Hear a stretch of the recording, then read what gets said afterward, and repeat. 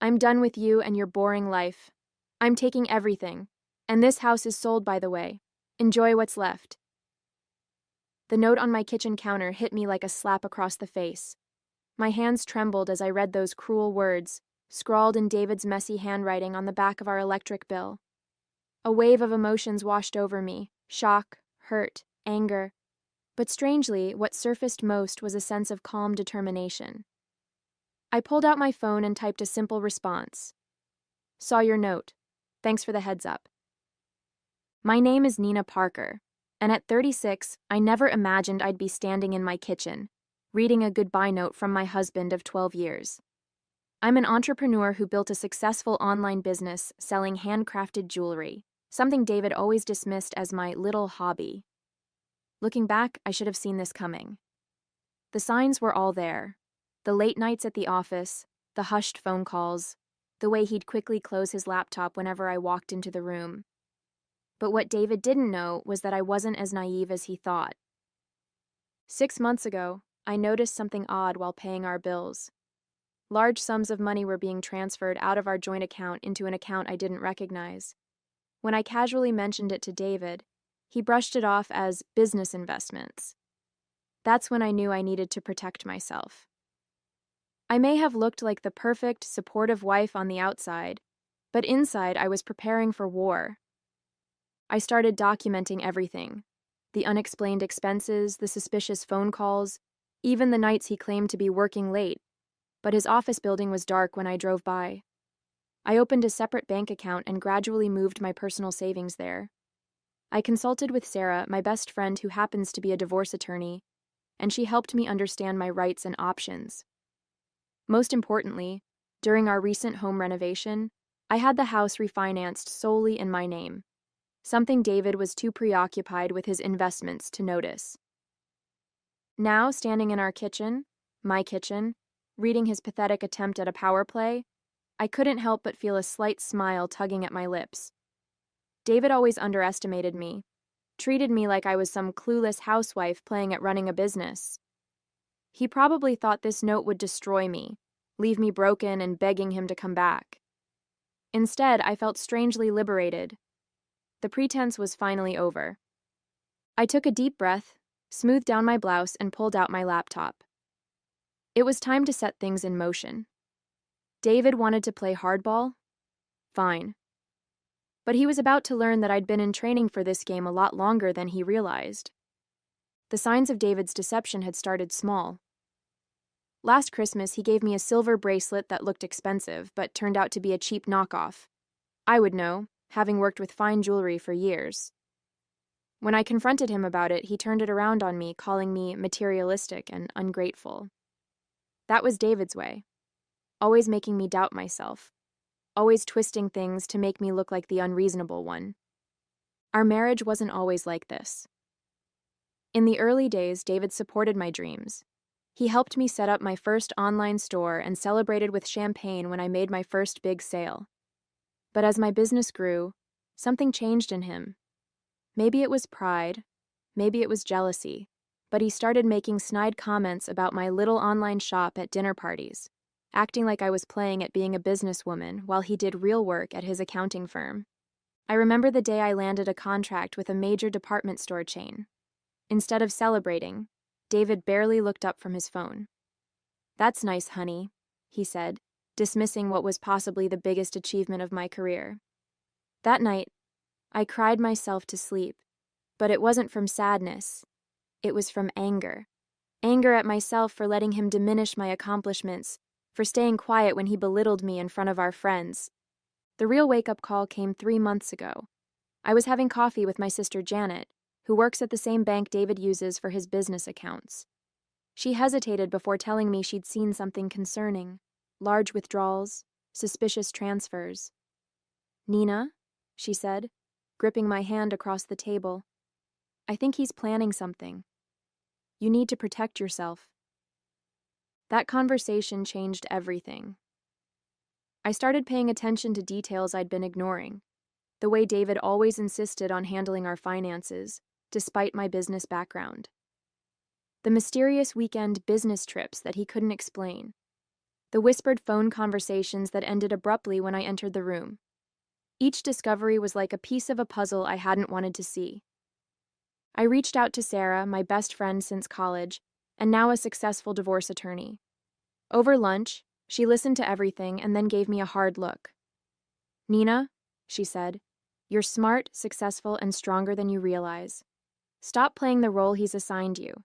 Start playing chess instead of checkers." So that's exactly what I did. While David thought I was busy with my little hobby, I was carefully documenting every suspicious transaction, every unexplained absence, every lie. I kept my plans quiet, maintained my routine, played the part of the trusting wife while secretly preparing for the storm I knew was coming. The day after finding David's note, I received an email from our real estate agent, Marcus. My heart skipped a beat when I saw the subject line: "Urgent, house sale documentation required." Opening it, I discovered that David had indeed tried to list our house for sale, but there was a problem. He couldn't proceed without my signature since the refinancing papers had put the house solely in my name during our renovation. I remembered that day clearly. David had been too busy to attend the meeting with the bank, casually telling me to just handle it. He'd signed a power of attorney without even reading it, assuming I would simply do what I'd always done: take care of the details while he made the important decisions. His carelessness had just become his biggest mistake. I called Marcus immediately. "I'm afraid there's been a misunderstanding," I said calmly. "I haven't authorized any sale of the property." There was an awkward pause before Marcus explained that David had been quite insistent about listing the house immediately. I could hear the discomfort in his voice as he described David's arrogant assumption that everything was already handled. Just then, my phone buzzed with a text from David. "Called the real estate agent. Sign the papers when they come. I'll give you 24 hours to pack your stuff." The contempt in his message made my blood boil, but I maintained my composure. This was the moment I'd been preparing for. I dialed Sarah's number. "It's time," I said when she answered. She understood immediately. We'd been preparing for this scenario for months, gathering evidence, documenting everything. She had already drafted the divorce papers, anticipating David's eventual move, but unlike his plans, ours were legally sound and airtight.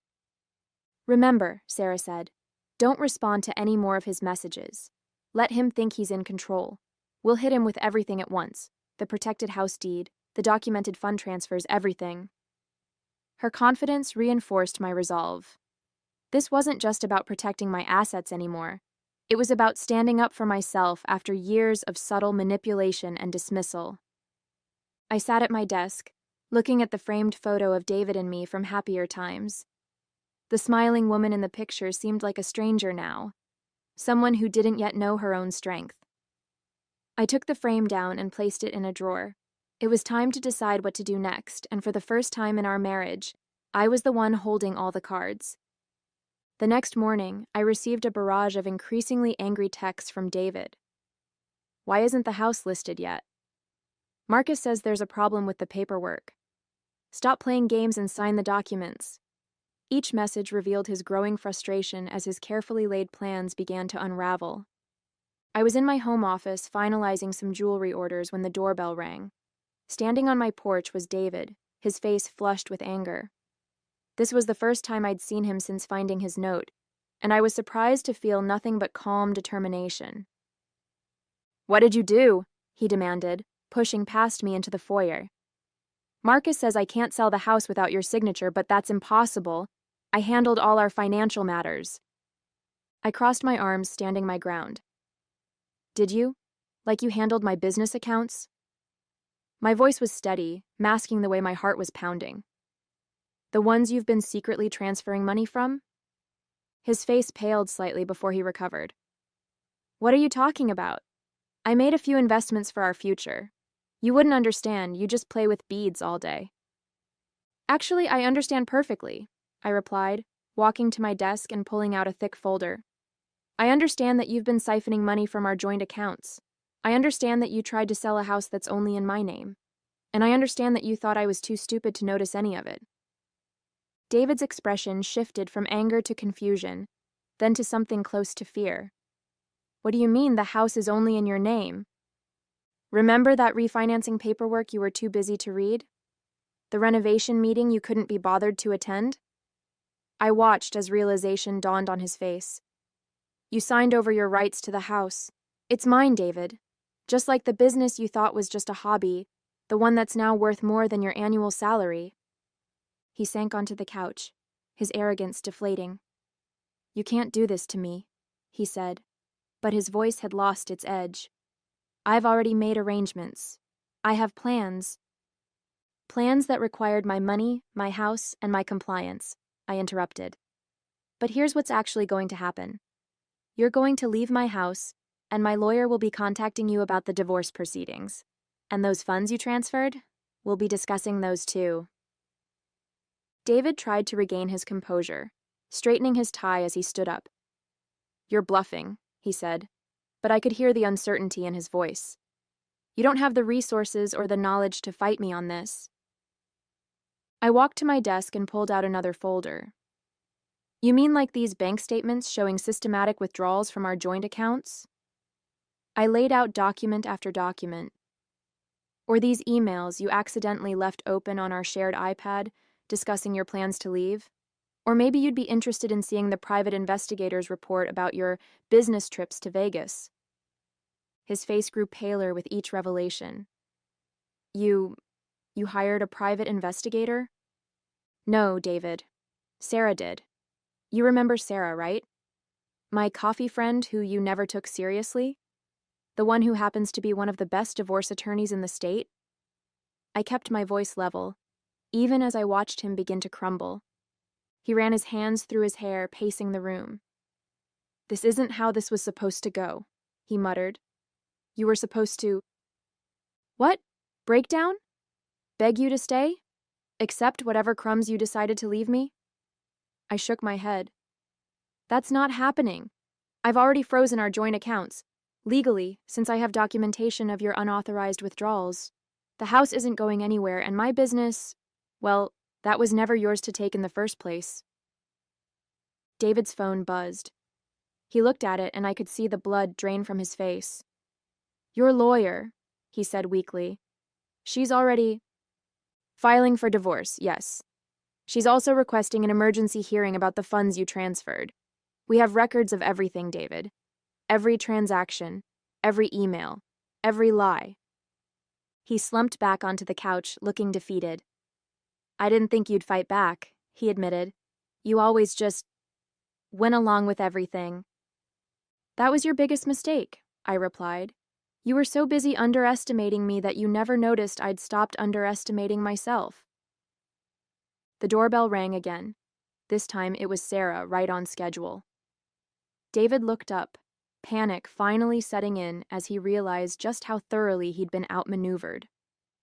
You should leave now, I said firmly. Any further communication can go through our lawyers.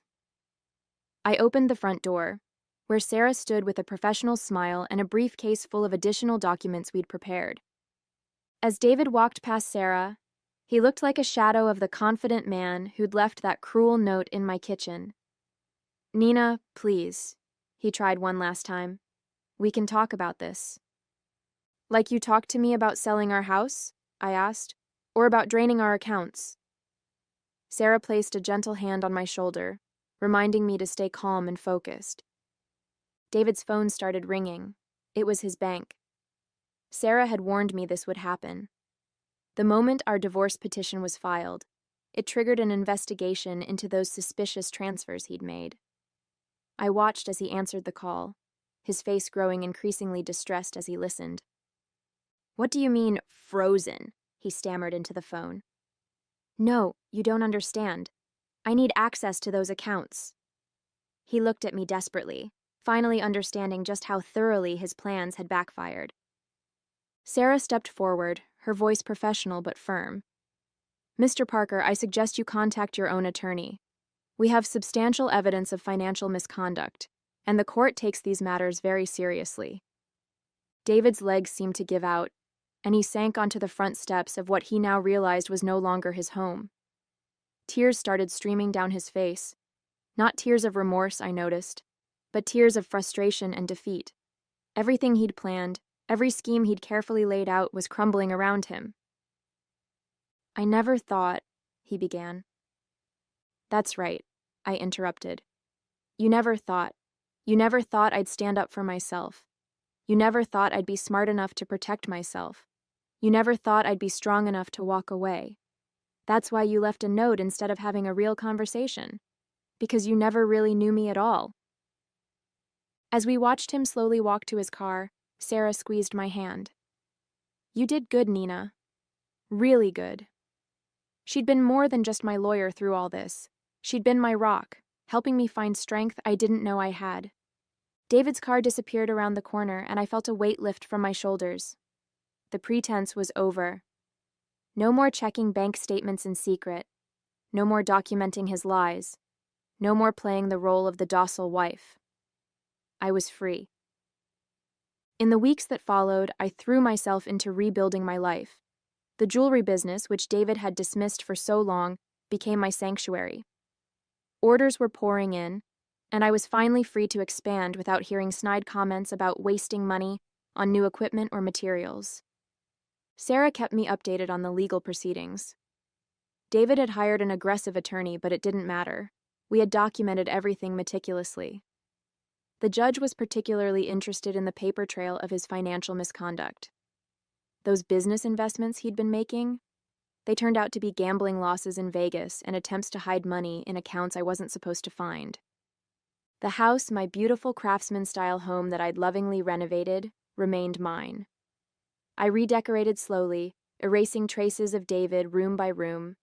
I painted the living room the deep blue color he'd always vetoed, converted his home office into my jewelry studio, and finally bought that antique workbench I'd been eyeing for years.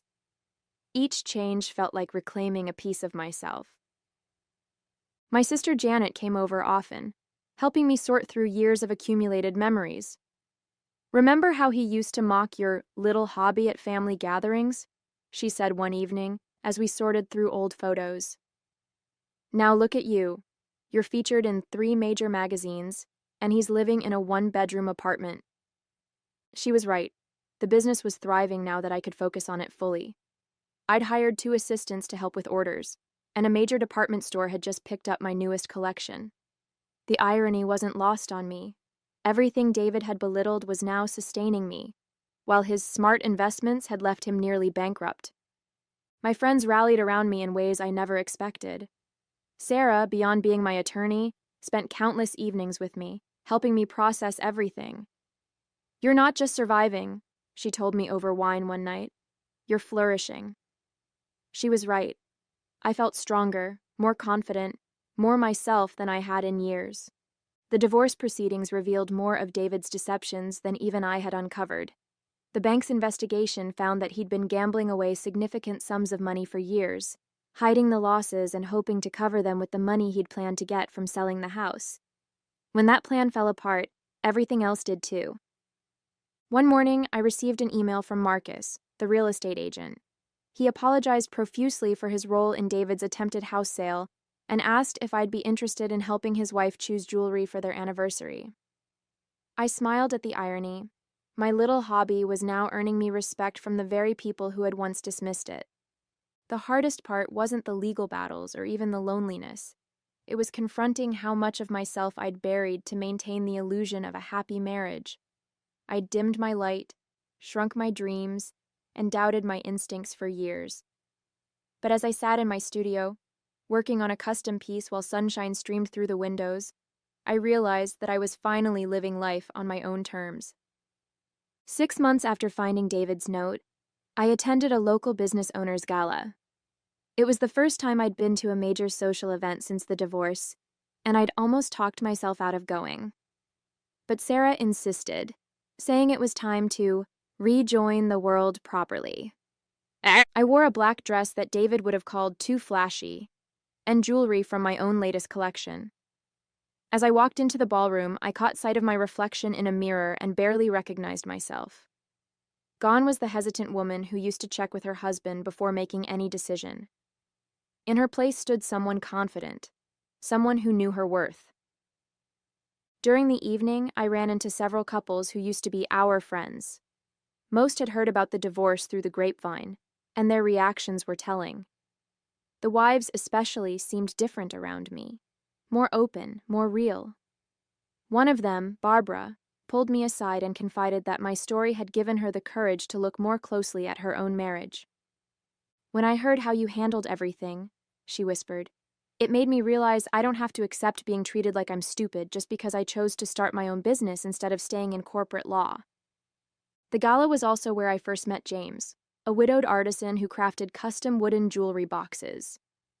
We talked for hours about craftsmanship and running creative businesses.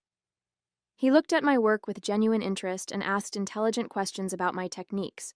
Not once did he call it cute or dismiss it as a hobby. It wasn't romance, not yet, but it was a reminder that there were people who could see me for who I really was. David tried to contact me a few times, especially after the court ordered him to repay the money he'd taken from our joint accounts. His messages swung between anger and pleading, but they didn't affect me anymore. The last time he reached out, he actually apologized, not for the note or the attempted theft, but for not appreciating what we had. I didn't respond. Some chapters are better left closed. My business continued to grow. I expanded into teaching jewelry making workshops, something David had always said would be a waste of time. The classes filled up immediately, and watching other women discover their creativity became one of my greatest joys. Many of them shared stories similar to mine, of dreams put on hold, of talents dismissed, of potential buried under others' expectations. The house that David had tried to sell out from under me became a true sanctuary. I hosted monthly gatherings for local female entrepreneurs, turning my restored dining room into a place where women could share their challenges and celebrate their successes. The room that once echoed with David's dismissive comments now rang with laughter and encouragement. Looking back on that morning, I found David's note. I realized it wasn't the end he intended it to be. It was the beginning I needed. The woman who stood trembling in that kitchen, reading his cruel words, could never have imagined how much stronger she would become.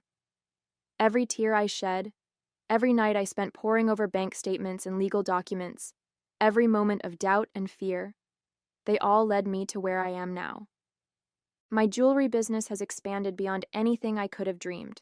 We're now shipping internationally, and I've been featured in several major fashion magazines. The little hobby that David scorned now employs 8 people and has a waiting list for custom pieces. But more than the business success, I'm proud of the woman I've become. The other day, I found that note from David, tucked away in a drawer. Reading those angry words, "I'm done with you and your boring life," made me laugh out loud. My life is anything but boring now. I'm traveling to artisan fairs across the country, teaching women to create and value their own work, and building a community I never knew I needed. Sarah often tells me I should write a book about my experience, but I think I'm telling my story in a different way, through the strength I show other women who are where I once was. Every time I share my journey at my workshops, I see recognition in someone's eyes, and I know they're finding their own courage to stand up for themselves. Sometimes, when I'm working late in my studio, I think about how differently things could have turned out if I hadn't prepared for the storm I sensed coming. If I hadn't listened to my instincts, documented everything, and quietly built my safety net. David's note could have devastated me. Instead, it liberated me. Last week, I received a letter from David's sister, telling me he's still struggling to rebuild his life. She said he finally admitted to her how much he regrets underestimating me, how his arrogance cost him everything. Part of me hopes he's learned something from all this, but I no longer feel responsible for his growth or happiness. My life has taken a direction I never could have imagined while married to David. The house he tried to sell out from under me has become a home for creativity and empowerment. The business he dismissed has become a source of inspiration for other women, and I've become someone I'm proud to be. Strong, independent, and unapologetically successful. Yesterday, a young woman in one of my workshops asked me if I ever regret how things ended with David. I showed her the simple silver ring I created for myself after the divorce was finalized. Engraved inside are the words, "Trust your strength." Because that's what this journey has taught me. We are all so much stronger than we know. Sometimes it just takes a cruel note on a kitchen counter to help us discover it.